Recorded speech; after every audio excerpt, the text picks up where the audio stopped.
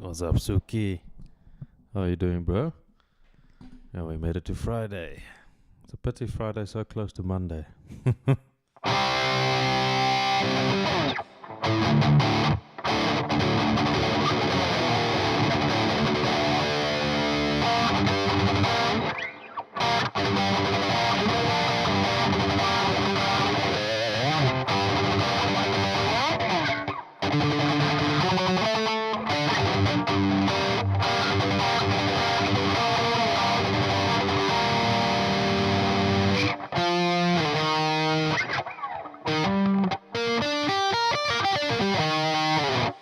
Let's get 2 days away from a red portfolio.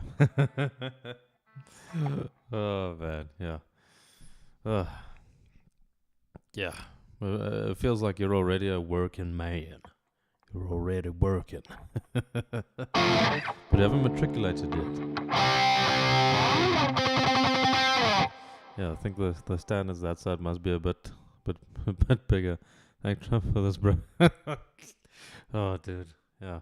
Our fuel prices are going up next month, and we're all just like, oh my word, bro. Ugh.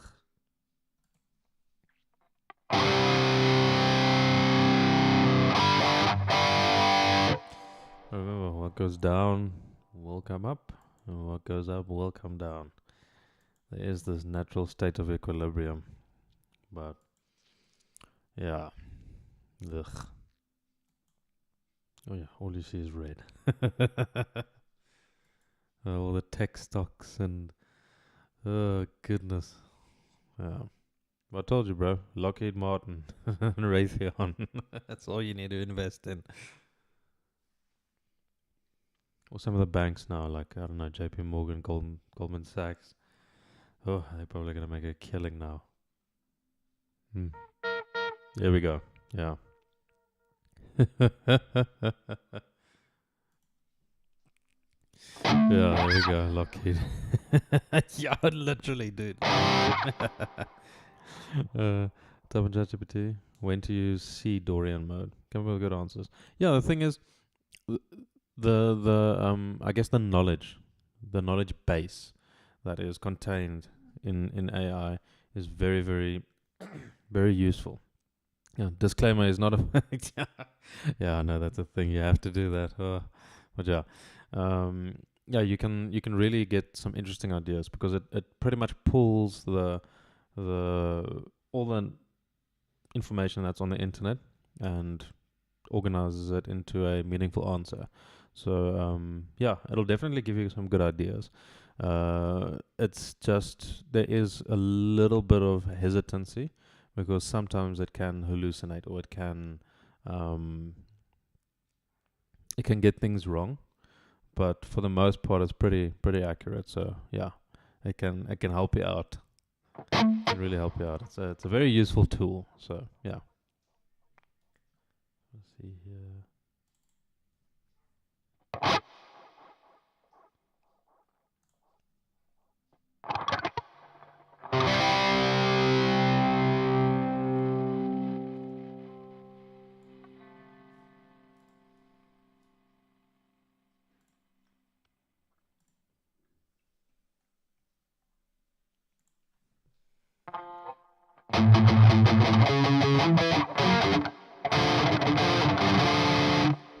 From for the 5 I'm just staring at a tree branch. Oh man, he's reached peak enlightenment. It's just like, oh dude, it's just he's enjoying the peace. It's just like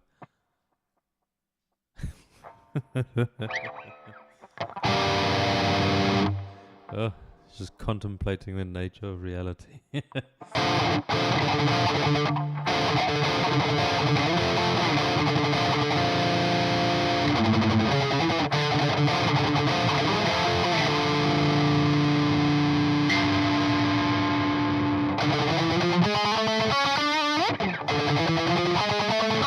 Well,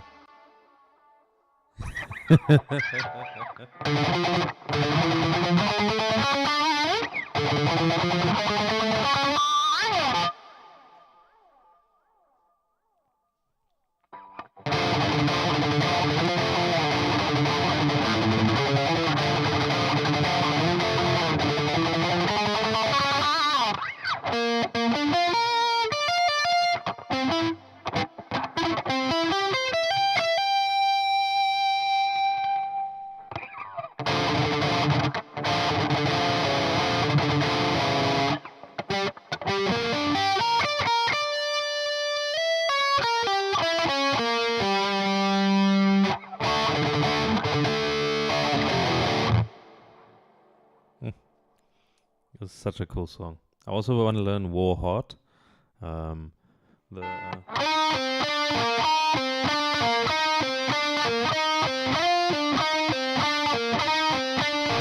It's also, yeah, some really, really cool riffs in it.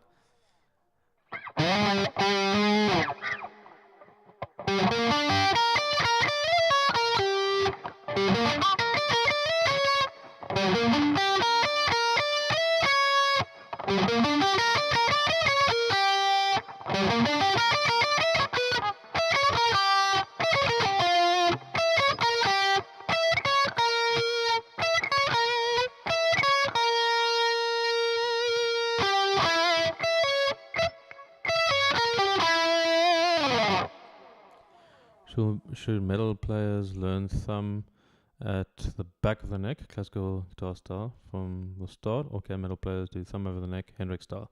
It's very dependent on exactly the phrase that you're currently playing. If you're going to be shredding, it's very, very bad to have your thumb over like this. It's not going to work because you're restricting the motion of your fingers.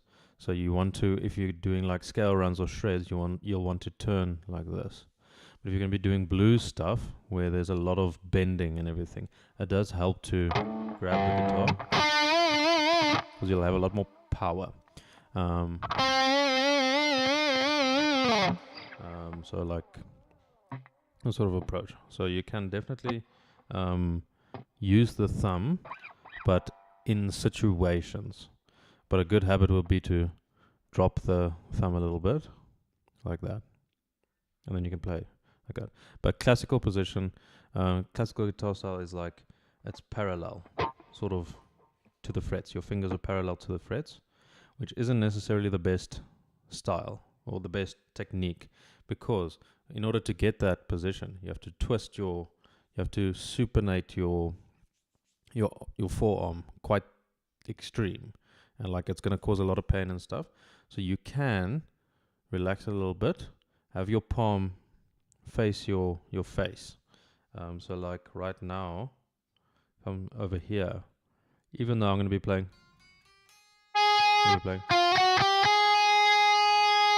I'm going to do it like this at these angles. Like look at the angle of my finger in relation to the fret. If I had to do this, I would twist this arm way too far that way, and it's going to be a mess.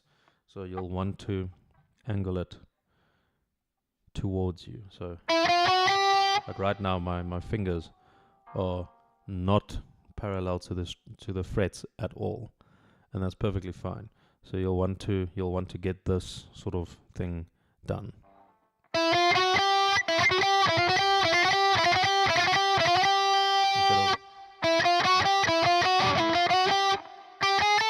Like that's very, very bad. So, but then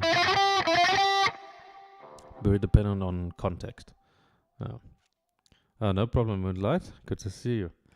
What time are you streaming tonight? 8 o'clock. I think it's going to be 8 o'clock tonight. Yeah, sorry, Suki.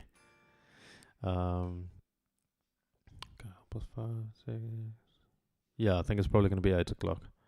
Yeah. Opinion on Kerry King, guitar playing of Panthera. I haven't heard him play that, but Kerry King's very, very good at riffs. Horrible at solos. Like, oh my gosh. Yeah, Slayer hasn't got any good guitar solos. Yeah, it's like they looked at the song, they saw what key and what tempo it's in, and they were like, yeah, let's forget about that. Oh, yeah, see you, Suki. Yeah, but the riffs and stuff is really, really cool though.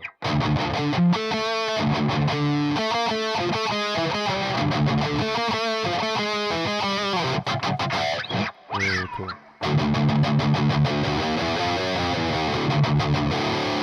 Really cool stuff.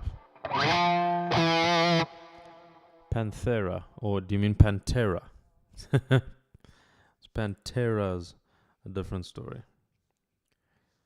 Pantera songs sound all the same. Well, if you listen to them longer, the differences will become glaring. Like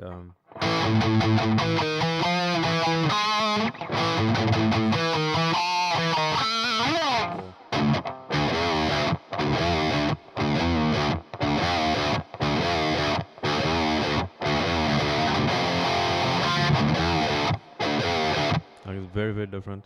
And then if you look at Floods,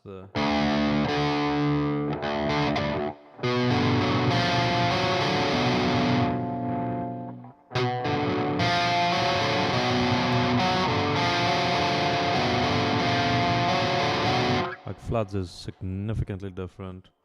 Like they have a lot of really great songs. Kerry King almost joined Megadeth, but said it was too hard to play Megadeth music. Yeah, no, I can imagine.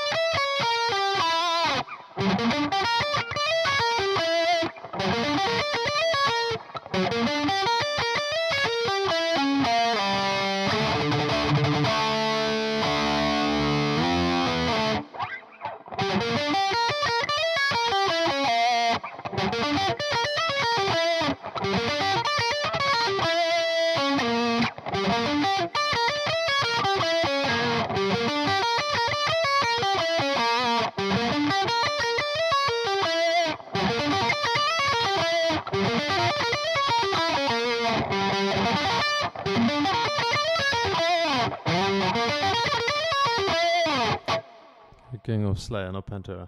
Yeah, okay, that makes a lot more sense. Yeah, Slayer songs. Yeah, for the most part, I get what you mean, but there are these glimmers of just beautiful songs like South of Heaven, Disciple, War Ensemble, Raining Blood, Angel of Death, Seasons in the Abyss. What's that? Dead Skin Mask, Repentless. I'm sure I'm forgetting a couple. But yeah, they're very, very cool. Steinbeck, though, really one of the best metal guitarists. I think so. I think his influence is insane, and like his impact, and I mean his skill level is also fantastic. Like he's a really, really accomplished guitarist, but yeah, his life was cut short. But he's definitely one of the greats.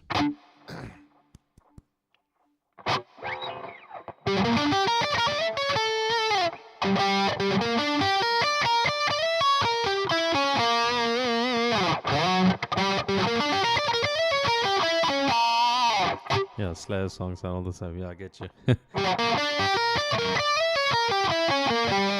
Yeah, all their solos sound exactly the same. Like if you play a solo, I won't know which song it's from. Like it doesn't matter which solo, I won't know.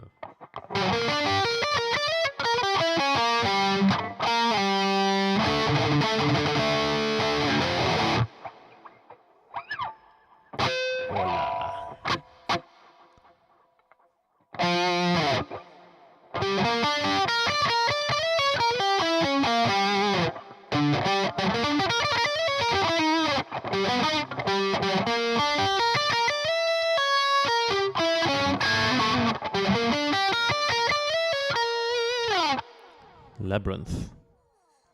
From, okay, is that flag Italy? Is that Italy? How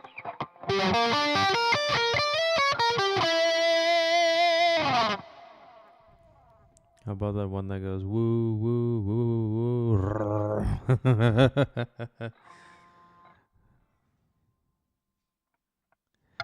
Is that Angel of Death?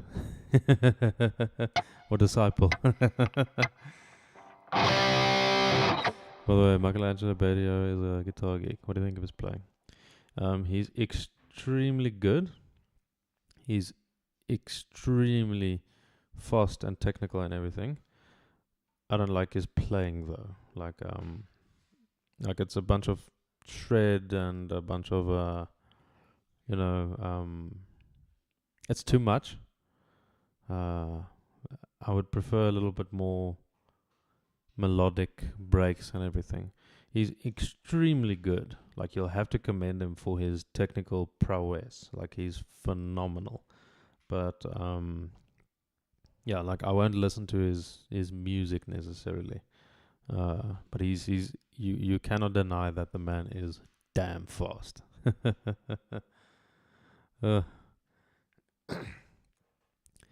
Like a show off. Yeah, I don't think really like a show off. I think he I don't think he has an ego, is what I'm trying to say. I think he's very, very humble. I think he is very, very genuine. From all the interviews I've seen, from all the lessons he's given, he doesn't seem like he has an ego at all. Like he seems very down to earth, very grounded, and just very excited about being able to play some of the stuff really fast. What's your favorite album from Labyrinth? Mine is Return to Heaven at Night. I need to listen to that. Yeah. I haven't listened to Labyrinth yet. I need to.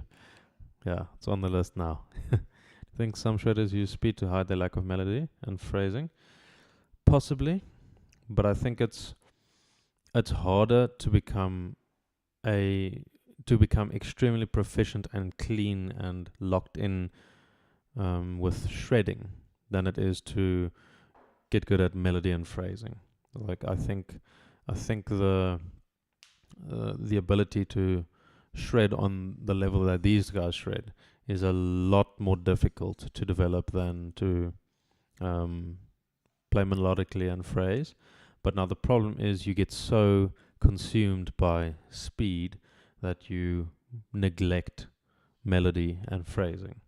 So I think that they pretty much threw all their skill points into just the speed tree, and they neglected, like, the other trees. But they would be able to, if they just distributed all their skill points a little bit. But they threw everything into the one, but not to hide their lack. I think to boost their shredding. So I think if they spend time, they would be able to. There's a bunch of them that really, really can. Like Gus G, he can shred so freaking fast, but his melodic playing is phenomenal. Man. I get that, but like Chill Dog. Yeah, I get you. Yeah, it can be a bit excessive. Yeah, like a double head guitar, that thing. And then he plays ambidextrous, like he goes then, picks with his left hand and frets with his right hand. I'm like, dude, that is next level.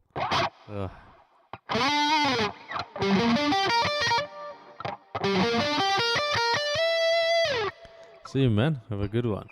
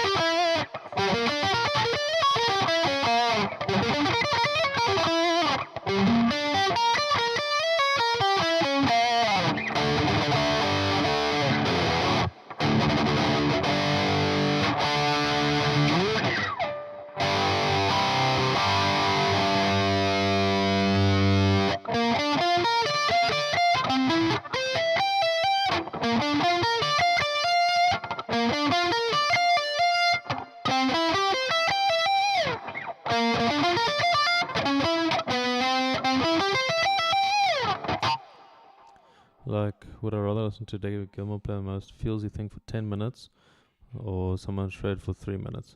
They're the same amount of notes but different quality. No, absolutely. But the thing is, I would like a combination of the two. I don't want either or. I want the guitarist to be able to do both. Like, I will get very, very bored listening to David Gilmour for 10 minutes, and I'll get very, very bored listening to someone shred for 3 minutes. You need to have the balance. You need to have both. That is what I think makes a peak guitarist. Just because you have more tools in your arsenal that you can use, and obviously you don't want any limitations on your playing. He's a melodic master, but again, I will just get bored. Like after a long time, I can only listen to.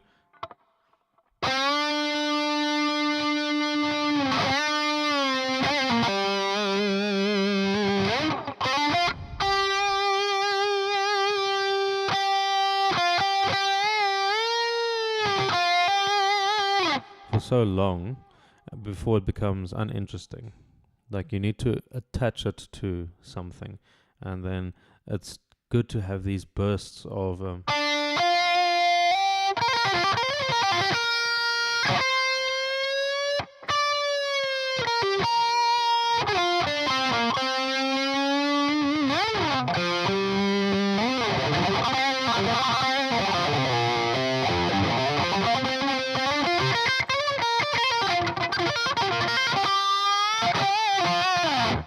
like that sort of thing. You need a little bit of ebb and flow.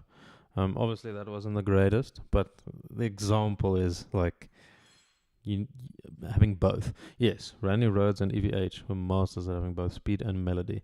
That's exactly what I mean. There's a reason these guitarists are so influential. If you look at Slash, he can also shred, but he plays very, very melodically with his bends and his vibratos and everything. He's so good.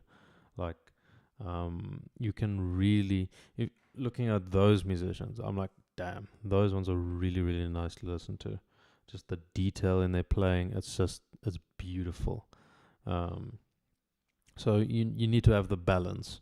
But a lot of people play melodically, and a lot of people who say that shredding is overrated say it because they can't do it. A lot of people say sweep picking is overrated because they can't do it, and that's I think the main difference. Like, you can only say it's overrated if you can actually do it. It might sound a bit like gatekeeping and everything, but I feel like a lot of people mask their inability to do something by convincing other people that that thing is not worth pursuing. And that is in many, many areas. Like, let's say you decide you want to get up every morning at 5 and you want to go running and exercise and everything. Now, these people, they know it's good and everything, but then they'll try break you down and get rid of your pursuit of this goal because they know they lack that discipline or that surety or just impact. Because now that person who sees, okay, this person's waking up at 5, let me try to convince them that what they're doing is actually a waste or not good for them. It's actually bad for them, because if they keep doing that, I'm gonna look like I'm lacking something. That's very much the case. I'm gonna tell them, all right, you should actually not be waking up at 5 a.m. because the sun isn't out and it's gonna mess with your circadian rhythm or whatever. And then it's also really, really bad because the air is a lot colder, so it's going to mess with your lungs. And what you actually want to do is you want to run in the afternoons. But I can't run in the afternoons because I can't run at all because I'm working the whole time. So there's this level of cope and this level of trying to break people down who are pursuing goals that you have pursued but failed to reach. And that is, I think, one of the crappiest things that we do as humans, because you wanted to get to point B, you failed, and now you see someone next to you trying to get to point B, and you say, no, actually point A is better. Point A is so much better. It's so much nicer. Like point B, like, see how few people are at point B. Like, no one actually wants to be at point B. It sucks there. That's sort of the mentality that people develop when it comes to any sort of skill set. You treat it like that. Yeah, John Petrucci and Chris Olivier. Yeah, John Petrucci is a freaking amazing example. You're exactly right. He's probably the best example of that, I think, because he can shred to a exponential degree, but he also has all the feel and everything. Like, if you listen to The Spirit Carries On, like, oh my word, his melodic playing and everything is just goodness. He has so much feel. He has so much just everything there.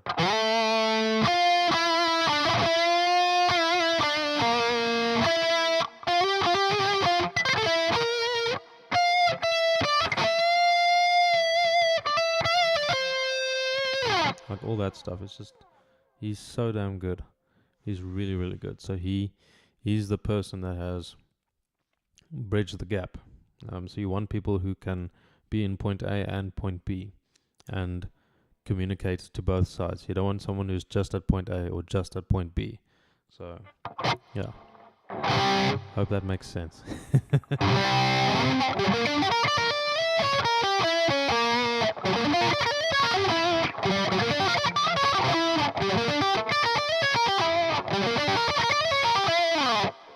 Right. Yeah, I need to get to work. Yeah, I'm going to stream again tonight. I think probably 8 p.m. Yeah, we'll just have some stuff on this evening. So, yeah. Thank you all for joining. I'll see you guys a bit later. Have a good one.